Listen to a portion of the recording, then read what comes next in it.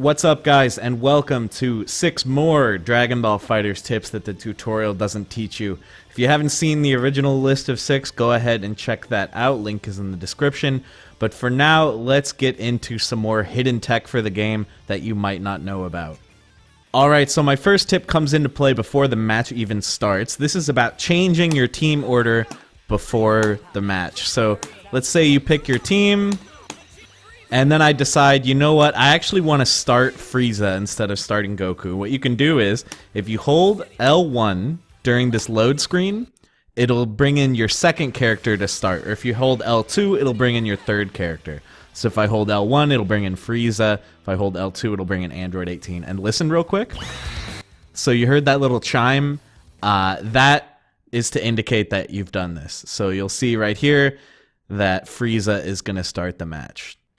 And there you go. So what's really weird about this is it has to be L1 and L2. Even if you're a stick player like me and you remap your assist buttons to different ones, you still have to hold L1 and L2, which I guess is like a bug, but whatever, it's fine. And another thing to note is this only works in local multiplayer or against the AI. This does not work online, so that's just something to note, guys.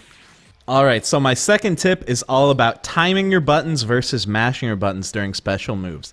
So for a couple characters that I found so far, being Yamcha and Tien, they have moves where you have to press additional buttons to do follow-ups, you know? So you do this, then you press the button again, then you press it a third time to do the third follow-up. And so you'll actually do more damage if you time your button presses properly versus mashing. So here I'm just going to mash, and I get 1697. Here I'm going to wait for each attack to finish before pressing the third attack, and I got 1834. So you can see it's a pretty sizable damage difference, and again that applies to Tien as well. This third hit, you see he flashes a little bit, so if I just mash, I get 1970, but if I really time it, I get 2096. So again, it's not a huge increase, but it is there. And then this applies to every character. When you do Dragon Rush, watch, I'm not going to hit any buttons. It did 1490, but now I'm going to mash. And it did 1850, so a pretty huge difference. And you can also just hold any button during this to accomplish this.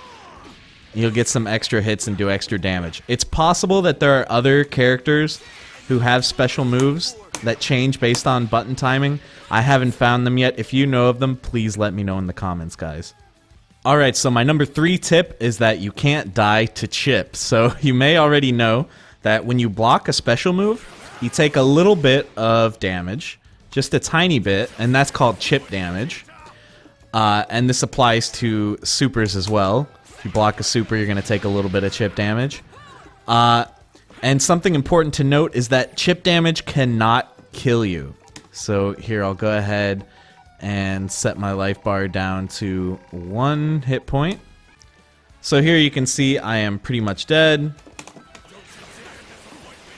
But the chip will never ever kill me. I can get all the way down to 1 tiny pixel,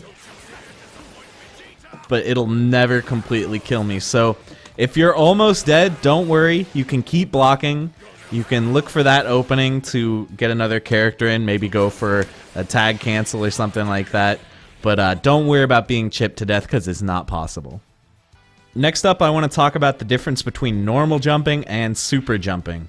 So obviously there's a height difference. If you don't already know, you super jump by tapping down then up, or down then up forward or up back. So there's a height difference, obviously, but that's not all. One important thing is that when you super jump, you can control how long you stay in the air. So if you hold up, you'll stay up there longer. If you hold down, you'll fall really fast. So in a normal jump, you pretty much have no influence. Normal jumps have like a set height. So this can be useful for a lot of reasons. For one, you can like use this to kind of jump on people and land a bit faster than you normally would. Or you can use this to stay up in the air longer and avoid projectiles maybe. So you can like really float up there for a long time if you hold up. The other big difference between normal jumps and super jumps is during a normal jump, you don't turn around in the air. So if I do this and try to hit him on the back, it's not going to work. My normal is going to go the wrong way. Whereas if you super jump, you totally will turn around in the air. So this is really important for cross-ups. In case you don't know what a cross-up is, it's hitting the opponent on the back, and because you hold back to block, it means that they have to switch their direction they're blocking, which is pretty hard. It's a pretty good way to break through the opponent blocking. So if you want to cross up by jumping, you have to do a super jump. One exception is if you air dash over the opponent, you actually can change directions. I don't know why this works. You don't have to do a super jump if you want to do an air dash cross up, but if you just want to jump over them and hit them on the back, you got to do a super jump. Okay, for my number 5 tip, I want to talk about sparking. So I talked about sparking last time, the basics, that it recovers your blue health, you do extra damage, etc., etc. But there's some stuff that I've learned since then. One thing is that the number of characters you have left on your team affects the duration of sparking and nothing else. So you don't do extra damage or anything like that. All it changes is how long it lasts. So if you have all 3 characters left, then sparking only lasts a little bit. But if you're down to your last guy, sparking lasts a long time. One other important thing, sparking lets you air dash cancel your normals. So if you don't know what that means, basically you can do an air normal, air dash, and then whatever. So this is useful for a lot of reasons, for combos, but it's also really useful because your forward medium, which is an overhead, must be blocked high. This counts as an air normal. So you can air dash cancel it, which is really, really good for combos, for mix-ups, and because most of the time, you can't combo off this outside of sparking, unless like you call an assist or something. For the most part, you cannot combo off this, but in sparking, you can pretty much whenever you want. It's really good for that reason. Really, really powerful pressure and mix-up tool. So the last application of sparking I want to talk about is its use in combos. So you can see if you combo into sparking, they do this nice little bounce, and you can hit them during that entire bouncing animation, which makes it really, really easy to combo the opponent.